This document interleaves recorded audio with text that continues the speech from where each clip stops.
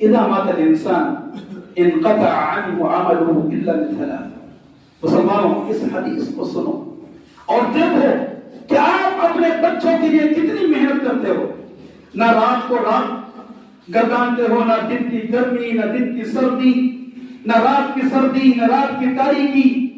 اپنے بچوں کے لیے محنت کرنے کے لیے یہ تمام چیزیں آپ کو روک نہیں سکتی ہیں اور نہیں روک پاتی ہیں.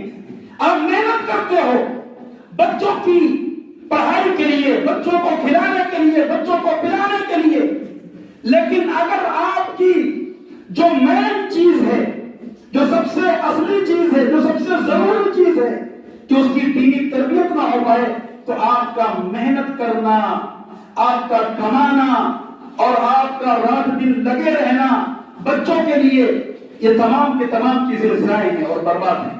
اذا مات الانسان انقطع عنه عمله الا من ثلاث، کہ جب انسان مر جاتا ہے اس کے تمام اعمال کاٹ دیے جاتے ہیں، تمام چیزیں اس کی روک دی جاتی ہیں، کسی طرح کا اسے کوئی ثواب اور کوئی اجر نہیں دیا جاتا ہے. الا من ثلاث، مگر تین چیزوں کا اجر اسے برابر دیا جاتا ہے، تین چیزوں کا ثواب اسے برابر پہنچتا رہتا ہے. من صدقۃ جاریہ، صدقہ جاریہ جو آپ اپنی زندگی میں کرتے ہو. صدقہ جاریہ یعنی کہ آپ نے کہیں پر کنواں کھدوا دیا، نل لگوا دیا، کہیں پر پیڑ لگوا دیا، یا کوئی مسجد بنوا دیا، مسجد میں کچھ آپ نے تعاون کر دیا، کہیں پر کتابیں رکھوا دیا، کہیں پر کچھ بھی رکھ دیا، یہ سب صدقہ جاریہ ہے. اور جب تک مسلمان ان چیزوں سے فائدہ اٹھاتے رہیں گے، آپ کے مرنے کے بعد بھی آپ کو اس کا اجر ملتا رہے گا انشاءاللہ العزیز. یہ جناب محمد رسول اللہ صلی اللہ علیہ وسلم کی زبانی اللہ رب العالمین کا وعدہ ہے.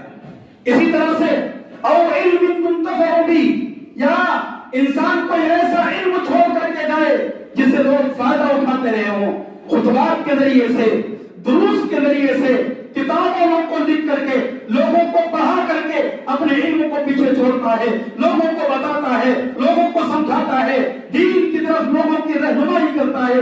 جب تک لوگ اس کے علم سے فائدہ اٹھاتے رہیں گے، مرنے کے بعد بھی اسے اس کا اجر ملتا رہے گا اور ثواب پہنچتا رہے گا. تیسری چیز مسلمانوں، یہ تمام لوگوں کے لیے ہے جو بھی صاحب اولاد ہیں، او ولد صالح يدعو له، کہ انسان ایک نیک صالح اولاد چھوڑ کر کے مرا ہو. جب بھی وہ دعا کرے گی، جب بھی اولاد دعا کرے گی، اس کا ثواب